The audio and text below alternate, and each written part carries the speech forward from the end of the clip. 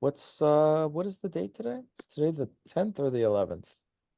Think today is officially the 11th. The 11th. Wow, look at that. I it's been a long day. It's been a long day for you. Yeah, it's been a long week, and unfortunately, it looks like neither of us won the billion-dollar lottery. So here Oh, we that's are. right. Yeah, I don't play that anymore. Someone told me that I have a better chance of dying in a car accident getting the lottery ticket than I do of winning the lottery. And ever since then, I haven't bought a ticket. I said, I said, aren't I playing kind of the die in a car accident lottery if I keep going to buy a lottery ticket? You can buy it on an app now, but yeah, I hear Oh, you. I didn't know about that. That's probably best that I don't buy any of that stuff on an app. But I was I was walking the dog today and there's got to be, I need a law in the books for this. I'm walking and I'm standing at the corner and a car pulls up and I do I do the wave. So I just Hmm. want the car to go. I don't want to walk in front of a car because the car can run me over. I can't knock the car over Right. if he goes out. So I do this and the guy does this He back. he he And waves now you back. and now we're locked into this wave loop. So literally 5 minutes, we're both waving each other. And then this is what always happens. So here's the thing. When someone gives you the wave, just go. Don't try to be nicer than the guy giving you the wave. Right. Whoever is the first person to If give the I say wave, first one there, that should be enough to that's it. just They keep it get the moving. wave, you just do it. It's not, we're strangers. It's not even like I have a relationship with this person or it's strangers. Just go, please. From now on, I'm going to be more dismissive. Just go. Just go instead of nice. That you're Again, you're don't doing be like the nice. backhand wave, Right. like Yeah. I'm going to do the backhand wave. I like that. I think the backhand wave is what people should be doing. So, so then finally, we both stopped the wave and then we both start going and he ran me over and I died. But the algorithm doesn't care. You have to be did the dog consistent. survive? That's all Dog I is care. alive, All but this right. is my ghost. The algorithm does not care. So you have to show up and film a recording anyway. So anyway, but speaking of dying, OJ Simpson died yesterday. We just found Yeah. out today. 76. Yeah, and I saw, did you see the Drudge Report headline? Cancer murdered OJ. Wow. I did Yeah. not see that one, Yeah. but I I think yeah, yeah, that's a good one. I It's a good think one. can't was that yeah, cancer murdered OJ, which is like a little It's the yeah, final cancer murders squeeze. OJ, the final squeeze. So here's my thing with OJ. You know, I have to preface almost every sentence I say, I have to preface with, I typically don't believe in any kind of conspiracy theory, but I do make jokes about conspiracy theories. But in this day and age, people don't actually, they don't know that you're joking because so many people believe in There's conspiracy just a lot of theories. fake news out there too, supporting There's those conspiracy theories. TikTok and social media, things can just spread without proof. And um, so I, and again, I know nothing about anything, but there, most people think that OJ Simpson murdered two people and was acquitted for a crime that he committed. They think he got off because he had the dream team of lawyers Because the and glove didn't fit, man. and you know what? I mean, honestly, that's a lesson for everybody. It's more about rhetoric than common sense. It really is. That was such a catchy little like, hey, if this piece of the puzzle doesn't fit, then You then must have you're quit. then you must have quit. Exactly. So, but this is where things get a little weird. This is where things get a little, and I'm not going to go too crazy on this because I don't know a whole lot, but I do know that a while back, this has been floating around for a while. I think there was even a book written. There was a guy who I think chased down his son and found diaries and all this stuff. And Oh boy. there's a theory that again, I'm not, I don't, I this is out there. I'm not spreading this, but there's a theory that OJ's son allegedly did it, and OJ showed up and covered it up and took the blame for it. And allegedly, again, I don't know how this is true, but and again, this is little pieces that may or may not be true that people put out there, and then if it's kind of the opposite of the glove thing, if you believe just a little bit of it, then it makes the whole thing more Hmm. plausible, even if it's not true. But one little bit was that that the I was gonna say there was like a little uh oh, I don't know if this is true, but one of the things that was kind of compelling was that the son had a lawyer first, and then OJ had the lawyer. Yeah, I mean So, that's a and big question mark. other people said, well, the son didn't do it. The son was, I guess he wrote a book, If I Did It, and then Ronald Goldman, the father of He the grabbed the rights from it. right, and in It never that saw it never saw the light of the day as it was written.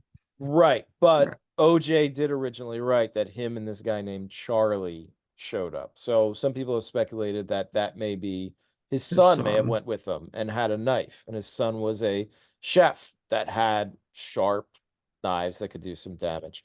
Again, all alleged. So I have no idea. I don't know. I don't know. I was not there. I could never say to you, but the common thought is that OJ did it. Now, this is what I thought was kind of interesting. And before, I also realized I go by this theory, and this theory is I always believe the last theory that I read. Whatever the last theory that I read, that's what I believe. That's what I go Okay, with. that's good to And know. We'll yeah, slip some things into your pile. that is, I because I'll always, whatever it is, I'll read a theory and be like, wow, that's really good. I mean, it could be anything. It could be UFO, anything. I'm like, wow, that's really good. And people come up with Easily amazing, swayed. they come up with amazing theories. I'll tell you what, the Ancient Aliens guy, he did not sway me, even though everything he kept saying, this is a smoking gun. There was no smoking guns there. But so my thought was, because I was talking to somebody, and I said, you know, it'd be great if OJ he just confessed. Deathbed confession. Let's Right. just close the book on this. Okay. He done did it. And now we know 100%. Maybe Yeah, before, we know for certain, but yeah, well, the right, it was world may never know now. 99%. But you know what? I said, if he did do a deathbed confession, no, doesn't prove anything. Because if I was in his shoes and I knew my son or Son was family member involved. had done it, I would use my last breath to protect him one last time Hmm. and take the blame because what do I care? I'm dying. So a deathbed can, even if OJ confessed, you don't know for sure if he did it. And that, Right. There my needs to be friends, some substantial well, way of corroborating that, whatever he right. says. Yeah. And that's the thing. If his son allegedly did it, then what about all the evidence that was presented in court? Hmm. So what about all that? Because there was quite a bit of evidence. The shoe, I mean, there's a lot of evidence It was against all him. planted. Didn't you follow? I know. But what Yeah. about So OJ is no longer with us. he's That was gone? He's gone. And we some still don't some know for shocking sure. news. You Yeah. don't know for sure. Which I guess that kind of leads us into what I think what we wanted to talk about was using we have how many years of project management? Probably between the two of us, we have probably A close to lot. 40 years of project Yeah, management I'd venture to say that, yes. um, In background. some fashion or another, different industries, but Yeah. yes. And I saw an ad for a book that said something like project management for life or and I didn't really like I saw the table of contents. It wasn't like it was like different uh, oh, if you're an entrepreneur, there was a chapter. It was instead of having a bunch of chapters on different techniques, it was a bunch of chapters on different disciplines that you could use project management for. So I didn't get that, but it started me thinking, what are the principles that I use at work that could be applicable to life, everyday Hmm. life? And I had some thoughts. I had like I was gonna list 7 principles. Woof. Wow. Yes. All That's right. okay. It's okay. No, Some of them are I'm like waiting for it. This all is right. Some of them I feel like I live my life okay. So across work and personal. So yeah, all right, this and is great. some of them, and actually, I wound up with 8, and then while I was taking the dog out before we came on here, I came up with a 9th one. But some of Ooh, them are kind of the 9th one is really part of number 1. So let's jump in. I want to okay, jump yeah. in and tell you these, Let's hear them. Start and then laying them out. you can add on to this because you're better at some of these things. You're one of the best project managers I know. And you have a first of all, everyone has a very different approach than I do. Oh, well, I think everyone has their own kind of unique Everyone has approach, but their own. yeah, I think it's safe to say you and I have pretty vastly Yes. different approaches to things, but we Right. end up at the same place, so it works. Right. We're like Locke and Jack from Lost, you know. Locke was the spiritual guy and Jack was the man of science. I think you're the man of science and Man of I'm Locke science. until before he turned evil.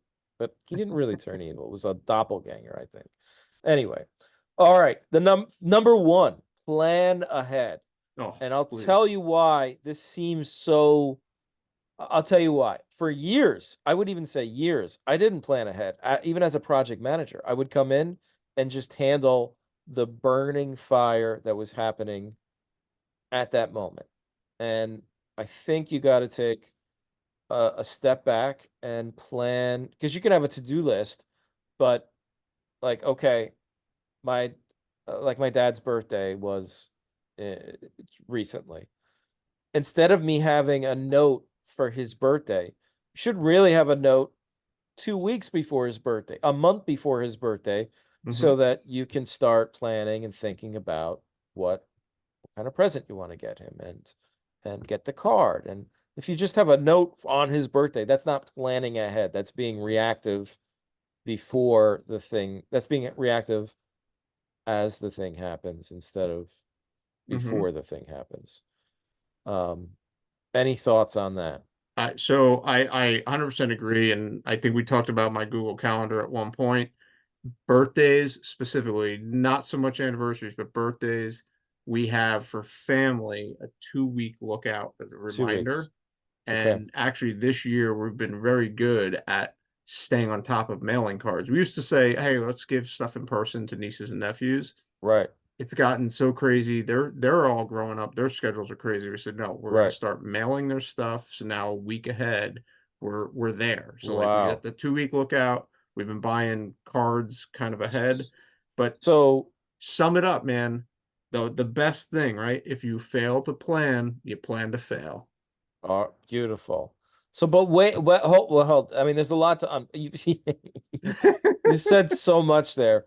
So hold on. So you have a note in your calendar 2 weeks ahead, shop, and so you know that that day you're shopping or you're starting the It's shopping. literally just a reminder, like person's name, birthday, and then the year they're born, so we know how old they are, so Do we you don't forget. do you have another? That's actually pretty good too, So it's a because 2-week, a 1 week, and a 2-day, and then a day of. Those are the four okay, that we that's have all set for set each up. one. That's all set up. And then, and is that a template that you can or you have to do that manually per I do it person? manually, but at this point, Okay. right, it's been like years of evolving. Like we finally got everything color coded and like the right Right. um reminders all set. But yeah, it takes time. And then birthdays, and then I guess you could add in anniversaries for special people Right. in your life We and Yeah, the everything anniversaries we like have that. like reminder, like usually like the day of. So Okay. but So now the thing that I thought about, my friend Dave Crisero, a wonderful magician a good person, so successful. Has been on Penn and Teller, Fool Us, and actually Nice. fooled Penn and Teller. Oh, really? Nice. I'll have to look Yeah, that one out. unbelievable. Great trick. Really, really great trick. I don't know the name of it, but it's a really, really good trick. I forget the name, but he schedules everything. And he's told me about this, and I'm so jealous because this is the thing that I thought about is schedule everything, even if you don't do everything. Because what I have now, I'm not scheduling everything. I have a list of things I need to do that during the day, and then it doesn't get done because it's not scheduled. If I said to myself, okay, at 2 p.m., this is I have to do this stuff. And even for work, Hmm. if I just say, oh, I got to get this stuff done today, but I don't actually plan when I'm doing it, I think that's a missing piece that allows people to procrastinate and put things Hmm. off, because it just makes it so much easier and it takes off a lot of the cognitive load of, well, when am I going to do it? The least friction you have to do the thing, the better chance you'll have of doing it. So I would say plan ahead and also plan as much, like schedule as much as you can. I think that Yeah, find a will, tool that works for you. I mean, I agree. And you but don't listen, don't feel like if you don't do it, it's a failure. That's no, something you I've had to should. remind myself. You No, should feel like a failure. because then I always feel like a failure because then I get to a point where you schedule too much. But yeah, having that visibility, right? That's the key. Yeah. Um, and then number two, I think learn from the experience. And what do I mean by that? So you can plan ahead, you can create, how many times have we created a project plan and never looked at it again, right? Yeah, So disappears. planning is important, don't get me wrong, but there's got to be a balance between planning and looking at what's happening, what becomes realistic, what have we learned from the experience of doing. It would be like planning tennis lessons, um, and saying, we're going to learn this week, this. Well, once you get out there, then you don't know what the student is going to, if they're going to learn something faster or slower, or what their strengths or weaknesses. You have to look at the project, whatever it is. So have a plan. Again, schedule things, have the plan, and then as you're doing it, be conscious of reality and don't be attached to the pictures in your head of how things have to go. Let the thing teach you how it has to go. Yeah. Be flexible and adapt. Right. And and don't let the don't let the technique or the process guide you. Let the experience and trust you have to trust yourself, and trust your common sense. I think that's important. You won't always be right, but you have to trust yourself, not the technique. It's like everybody's like, "Oh, agile this and agile that." Well, I read that book.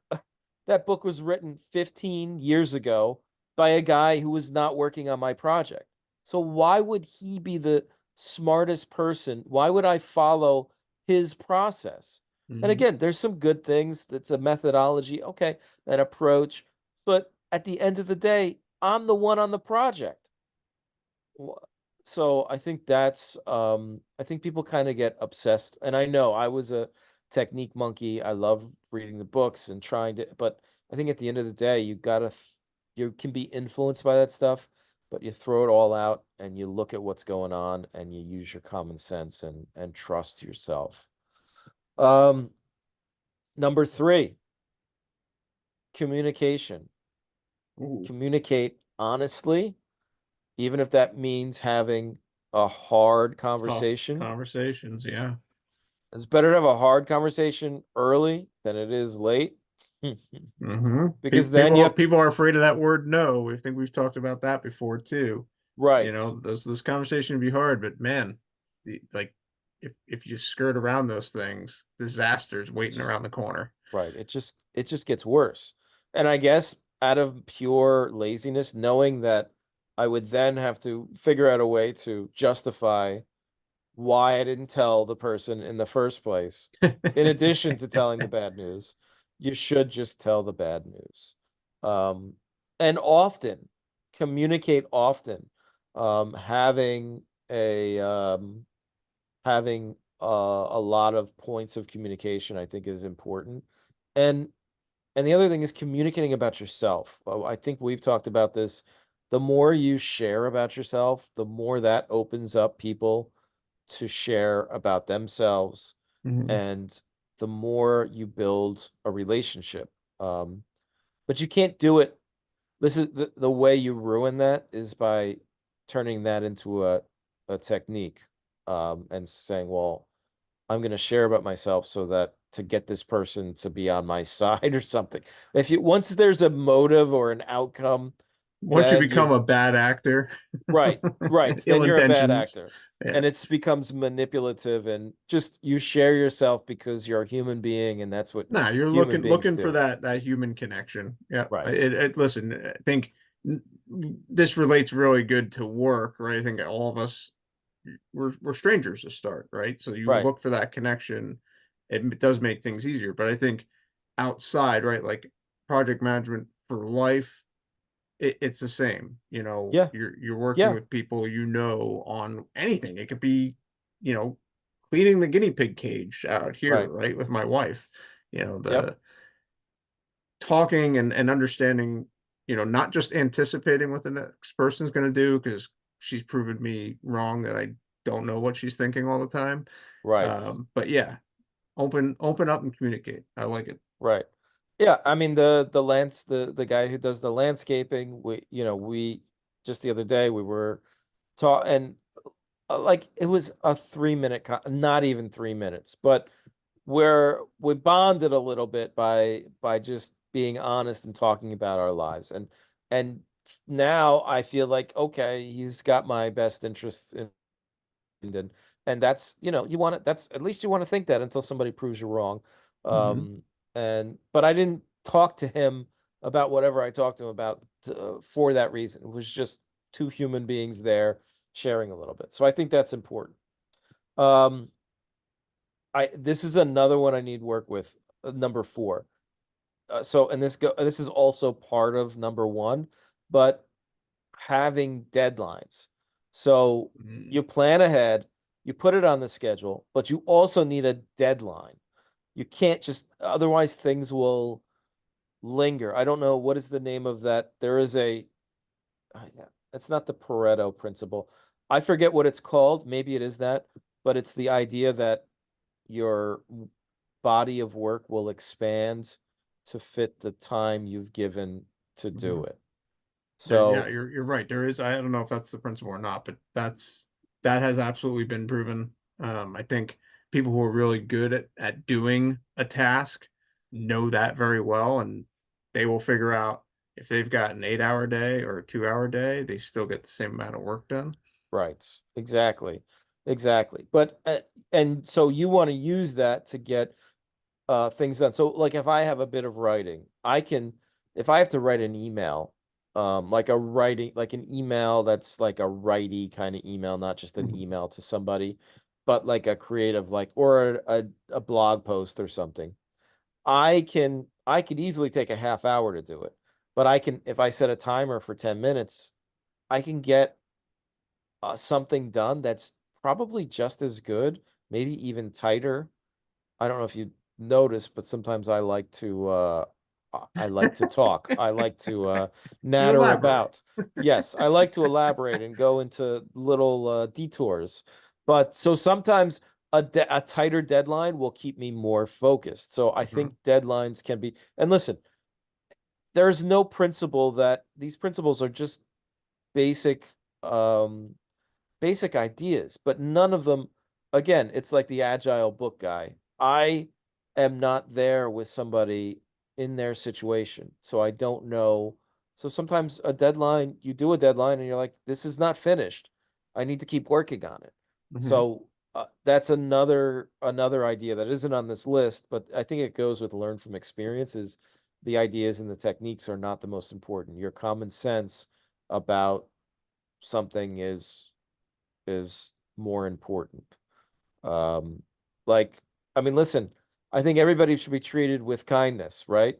But if somebody breaks into my house, they're not going to be treated with kindness. That rule goes out the door because I'm using common sense and assessing the situation. So, um, number 5, be accountable and hold others accountable. which I struggle with sometimes. I hold myself very much accountable, but Right. sometimes at the expense of not holding others accountable. Right. And what does that look like? I think like if somebody says they're going to do something and it goes back to deadlines, like here's the deadline I need this done by.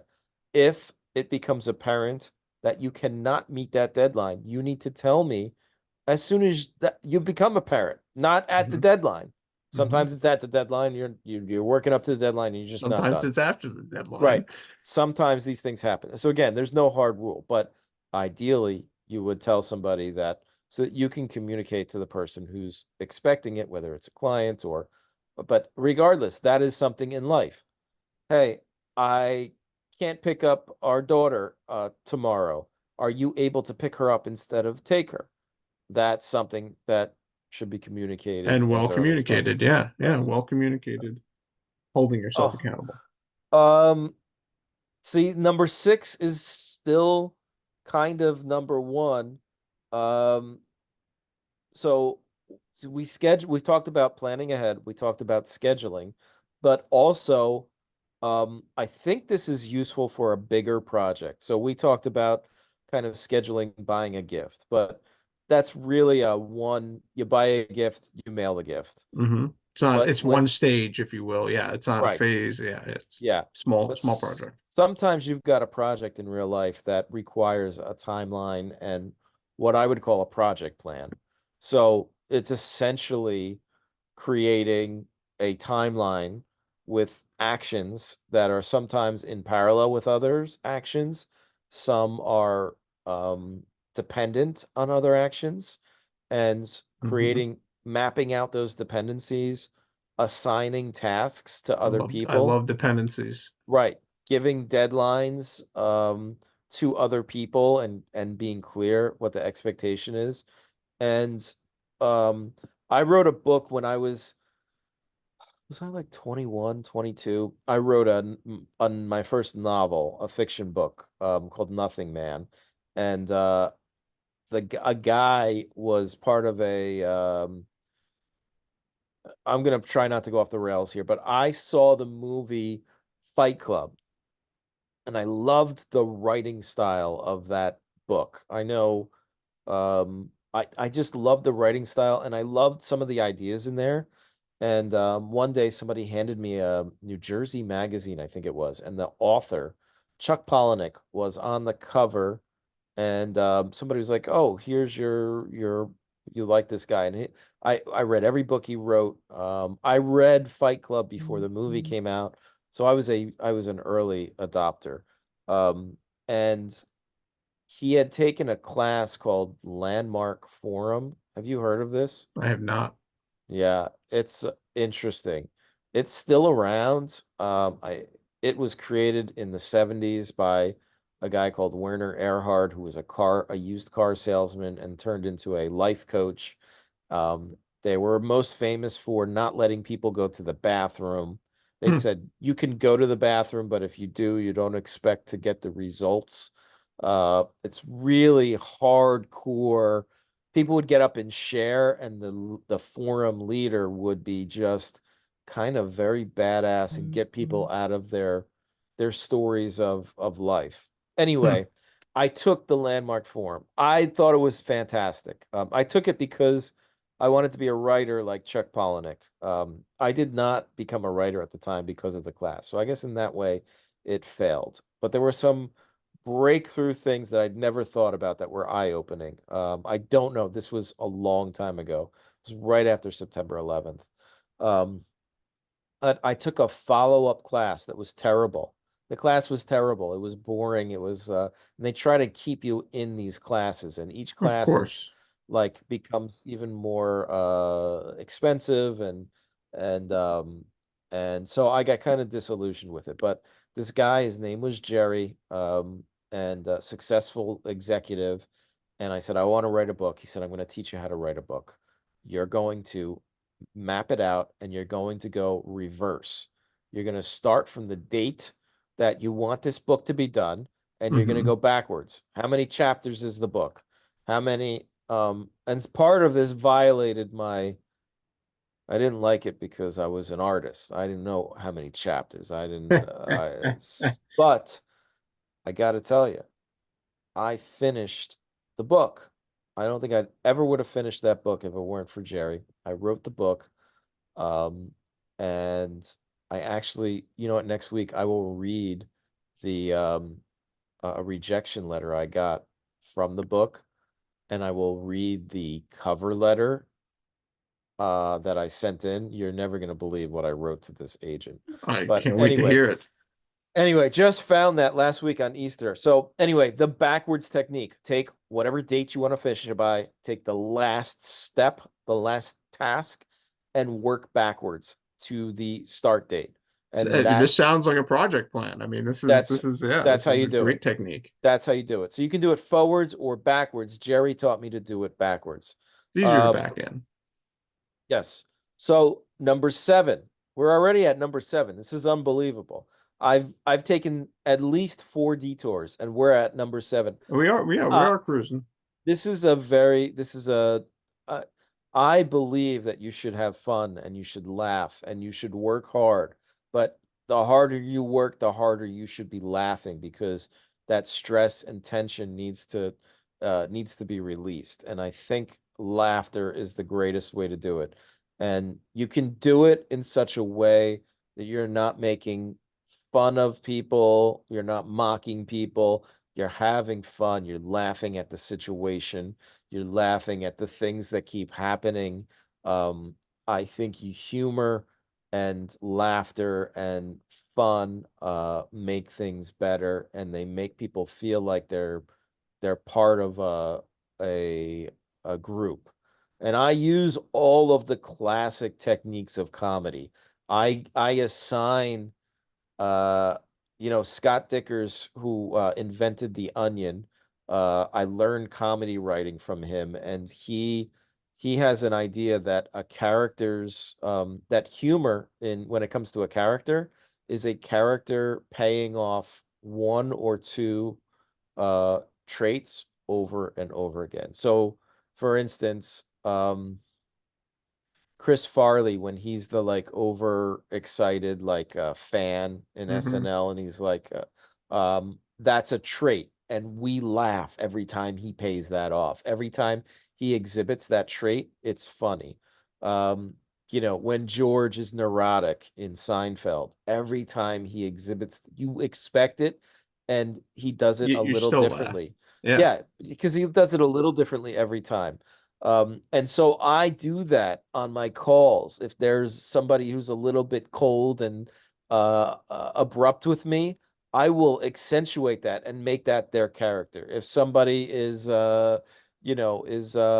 eager to get off the call, whatever it is, I will take that and kind of exaggerate it and turn it into a caricature of that person. And then it becomes their character. And myself, I'm paranoid about leaving the house, and I ran off of the call when there was the earthquake, and I mean, I did that on purpose. I mean, I didn't do it as a bit, but it all is part of the my character, which is probably not a character. So anyway, I have one last bit that goes along with this. And the have fun thing, hold on. The have fun thing, we used to, on those calls, we used to have show and tell. So we'd have this long call of Yep. every day, the last 5 minutes, we would have somebody show something that was important to them or a skill they had, and we would do show and tell. And um, I thought that was really nice. Yeah, I'll say since you're gone, we do not have the type of fun we used to have. Yeah. But definitely one of my favorites. And see, I actually want you to recall this memory for our listeners here. Okay. Brenna did actually a wonderful job bringing some of her culture to us in her Right. show and tell. Do you remember Yeah, she what it did it on, was? yeah, she did a whole presentation on Akai. There it is. I It's not knew. how you say it. So no, yeah, That's not how you but say it, right? right, How do it's you the say it? acai Yeah. berries. Yeah, Yeah, she but got yes, very mad at me. So I kept I saying loved it because Akai. you kept and you know what, she didn't really fault you for it. She No. was just playful back with you, but that was Right. it. Like that was actually part of what you bring to the table with that Right. comedy.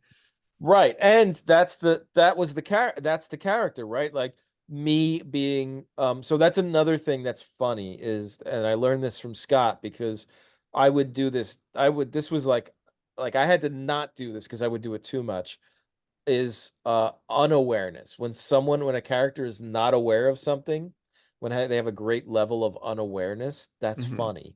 So me not knowing how to, and I really didn't know how to, I have been saying Akai because I never said it out loud and I never heard Hmm. anybody say it. I would Right. see it You and just say you see the Akai. letters. Yeah, Right. And yeah. I've mucked up. I thought the word epitome was a word The that's, epitome. yeah, I thought there was a word I that can was see that. epitome that was ironically very similar in meaning to epitome, but I never thought to myself, well, how do you spell this word epitome? I thought it was just spelled completely different. I thought that Yep. word was epitome. So, and I do have, I went on and on with my friend Will for 10 minutes talking about this epitome location. And at the end, there was just silence. And he said, I'll never forget this. He said, like silence for like a good 10 seconds. There was, because I just went on and on about, there was a book called The Epitome Location, and there was silence. And he said, are you an asshole? And I'm like, what do you mean? He's like, you mean the epitome location? And when I tell you that my Like mind just was like that. blown, I had to get off I like sat there. My entire reality was completely altered. Um, and I was not a young person. This was not like 9 years old. I was like This was in last week. I was at least in my mid to late 20s when I found this out. So, and I mean I read a lot. It wasn't, I just that was a so anyway, I have one last one. And that is this I believe is very important. And when I was working with you, we had several people that did the opposite of this, and I think this was their downfall. And again, this is not something you need to do all the time. Use common sense. But instead of always saying no, and that this is something that I have to say I had there was a time in my life where I had to say no more often, but I people tended to like working with me because instead of saying no as my gut reaction, I would say, well, if we could do this, how would we do it? If we could do this, this is how I would need this time. We'd need to do this. We'd need to do that. So instead of starting with the no, I would start with, well, yes, but if we could do it, how would we do it? And that opens up, and that doesn't solve everything magically, but I think it opens up a mindset that is more open to the possibilities than just saying no outright. And then some stuff just won't Collaborating get to a done. solution, right? Like actually having that conversation. Because I think what you just said, right, is a lot of the time I've been known as the no guy, but it's usually a Mhm. no but. And even that, Right. right, it's leading with no that I think you're Right. actually and for you, I'm actually going to see what I can do to rephrase it because we usually do get to a solution, right? But yeah, a lot of times when things are rolling hard, fast, timelines, uh, and someone comes up with this crazy, hey, we need this next week. It's like, well, that's not really possible. Right. Here's what we can offer. They Right. sometimes stop listening at the it's not possible part. Right. Right. So but if you ask yourself, if we could do this, how could we do it? at least that puts you in, and again, you can't do it. You have to can only do one thing at a time. There's priorities, there's, so it's a more nuanced thing. But I think even when not talking to somebody else, like if you've got a problem that you have to solve, if you could do it, how would you do it? We had a smell, our we couldn't figure out the basement, and there was the smell, and I, I just had to keep asking myself, if we could do this, how could we do it? And we sealed the floor, and then we had remediation come, and they wanted to do the whole thing, and I said, if we could do this a lot cheaper than redoing the entire thing, how would we do it? Well, we would start with the exposed areas, and we'd put a humidex that does an air exchange, and we did that, and that the I'm in the basement now, and it's fantastic. The air down here is almost good enough to breathe. So um it's great. I'm probably got about 2 more minutes before I'm completely unconscious. But no, but again, if you get yourself in that mindset, you're better able to solve problems. And so yeah, I think that's just a good little framing technique to have in your back pocket. Anything anything else you'd like to add? No, you covered basically everything I had kind of written down. Even the actually, no, the only thing that's probably not on here when I think project management, right? Timeline big, right? Organization big. We hit on all that. The finances, right? We hear budgeting. Budgeting Hmm. comes into everything, not Yep. just work, not just, projects for clients Hmm. in our own world. I'd say the one thing that I've done in recent years, probably in the last 2, 3 years, really focused on aggregating my own finances, right? My wife and I have all these different accounts. There are tools out there now. I think Mint finally is going away, maybe, but Hmm. I use Wealthfront and Facet Wealth. Like those two allow you to kind of pull every single account, debt Hmm. and income all into one place. You can kind of see a snapshot of your net wealth. It's not always 100% up to date. Not all the freaking accounts are always linked. There's, Hmm. little nuances to the software, but having that visibility and Hmm. understanding we want to redo the basement. Hmm. Where are we at with our funds, right? Like Right. what can we allocate? Can we move stuff around? So I think Right. that's the one thing missing from this whole piece here is that budget. You know what? I like that because and remember, so I like that because I think all of these things need, when you're doing the planning, you should be adding in what things It's cost a if there are factor. Yeah, costs. it's a Um, factor. and also, I mean, you just reminded me, there's a financial cost, and then there's the time cost. Hmm. So, and that goes in with the scheduling, but you can look like, okay, maybe this project is going to take, my estimate is it going to take 100 hours.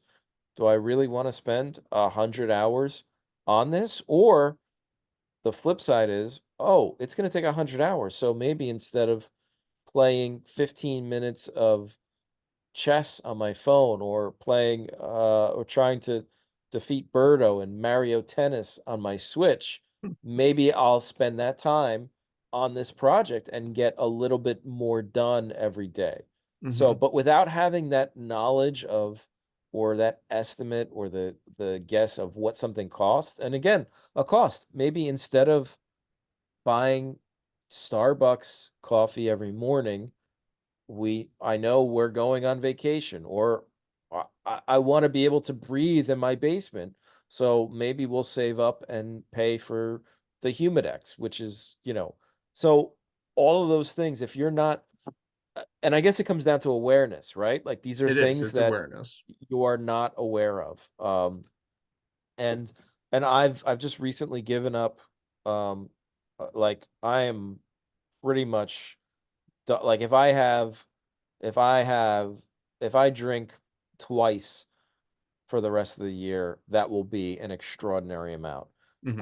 I think I am done with drinking. And part of what makes that so easy is that I'm becoming like more and more obsessed with being aware of things because life works better the more you're aware of what's happening.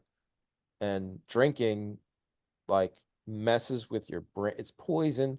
It messes with Costs your brain. time for recovery. It costs money up front. Plus, Yeah. right. And so why would you like you're setting yourself back and for what? To feel good? So like you should be doing things that and guess what? Upgrading my diet, walking 4 miles a day. Like I feel great. Having a drink, I'll feel okay, but I instead of thinking about what I'll feel like, this is another just tip. Instead of thinking about what I'll feel like, I think about what I'll feel like after. And that's Mm. really a game changer. Forward thinking. Yeah, I mean, listen, I would probably feel really good if I took some heroin, but I know it could destroy my life and Kind I'll of, feel yeah. terrible afterwards. It's Uh, temporary. It's temporary, and it's like, okay, I know I would feel good eating an entire pizza, but I what do I feel like afterwards? I'm not going to feel that great. I'll feel a lot better if I stick to what I'm supposed to be eating. So if you keep that front and center, um, because the good thing usually feels good and stays there's less of that bad side effect. I mean, most of the good things that you eat, there's no negative side effect. So it's insane to do anything different. Hmm. And drinking as well. I'm not saying never drink, but I'm just saying, um, you know, I want to be aware. I want to be the more aware you are and the closer your relationship is to physical reality, the more successful you'll be at solving problems, at getting things done, because you're dealing with physical, concrete stuff. The more conceptual you get, the more you start thinking about things and beliefs and things that you can't see or measure, then I think the farther off you'll be. Sometimes you get lucky. That's what happens. People will get lucky with these crazy things, and then they Yeah. think those crazy things are the thing. Um, but it just comes down to looking at what's really happening. And it's beautiful. Like it's really just amazing and just so grateful to be here and enjoying this thing and dealing with the things that come up. So What a outlook on our lives. There's a lot here. And I don't think you pay attention to these little details, right? They start to just become habit and happen. Um, I would pick your brain one day about the critical path. That's actually how I think I started thinking about all these things in my own world. But yeah, it's is you the don't realize how critical things overlap. the critical path that's the path of the eclipse that people are in. Yeah, the one where a lot of people lost their eyesight. Yeah, that's going to be over Orlando, Disney World, I've heard. So What that's going to what be the year? like 20 2044? years from now. Okay.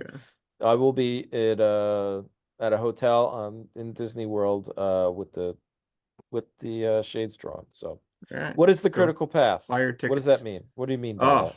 we don't have time for that, but that is basically mapping out tasks, right, from start to finish, right? When Mm-hmm. you have a finite number at least, so that you can say, here are the tasks that can happen in parallel, right? So that you're the Mm-hmm. most efficient use of time, knowing where your interdependencies are. It's really Right. just another methodology of how you get from point A to point B, but you can start assigning values and Okay. do it mathematically.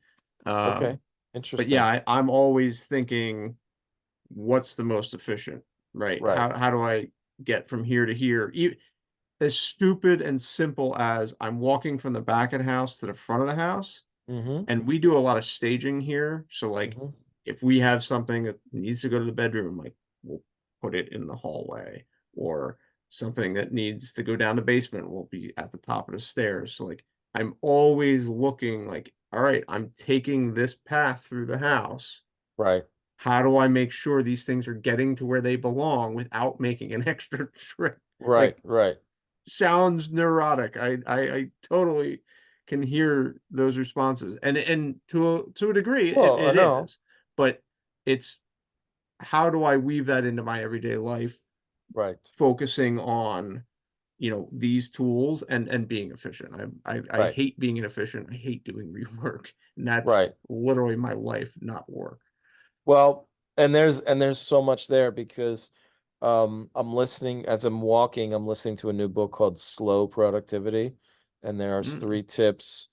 Well, there's three, like the whole in a nutshell, it's do less things, uh use your natural like pace to get things done instead of rushing, and obsess over quality. So in a way, that's the antithesis of being efficient, right? Like mhm, obsessing over quality is totally it's it's you can still be efficient, I guess, but that's not the motivating factor, right? And then it's like, well, you can be task oriented and you can get a lot of tasks done, but is there any theme to all of this? Is there a mission? Is there an something that is overarching? Like what is your I've heard people refer to what's your calling? What is your calling? Like what are you here to like, I'm not a religious person, but like it almost takes on that kind of power. Like what are you mhm, here to get done?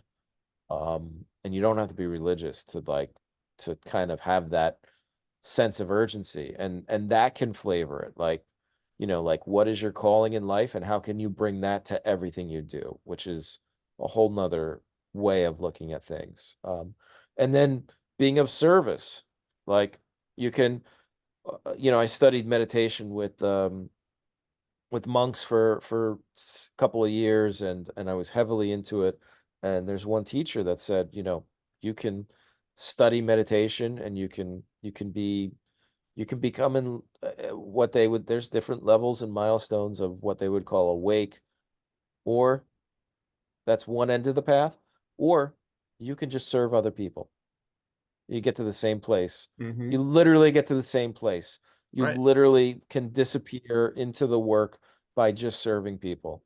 Um, and um, and so all of that, like once you take that and you put it into whatever you're doing, whether it's at work or your life, it adds a whole nother level of richness that might not be there. And I think it's really interesting, and that kind of gives it makes things a little more important and sacred, and kind of gives a little more I rather than just being task oriented. It's like, well, what am I like if you're not contributing to other people's lives, like what and I know people that aren't, right? Like I know Mhm, people that are only here for their pleasure and mhm. comfort, and I know they're not happy. I can see that they're not happy. Um they are just like living for the next kind of novelty stimulus, which is, everybody loves that novelty stimulus, but um you know Short-lived. there is something really magical when you're here and you're doing things for other people, and you're making other people happy in your own particular way. Like everybody's got their thing. um my grandmother, she would bake and cook and just shoot. There's a party. I'm gonna Here's 10 some pounds of bacon. potatoes and make potato salad for 5 days and bring it. And she would knit and create stuff and just give Mhm. it away. Like she never sold anything. She just made it and gave it away. And that was like her thing. And everybody loved her, and she didn't, I mean, trust me, she ate it up, but like she just did it because she cared about people. Like she just so it's that kind of old school value that I think just don't think people talk about it or really focus on it. So that's it, my friend. There it Yep. is. There it is. Another one down. Yeah, only we're so close. It was so close. But maybe better luck next time. Well, that's the final tip. Uh stick to your when you say you're gonna finish something, stick to your Stick to your timeline. stick to your timeline, stick to your deadlines, regardless of how important the thing you have to say next is. All right, till next time. Have Adios. a good week.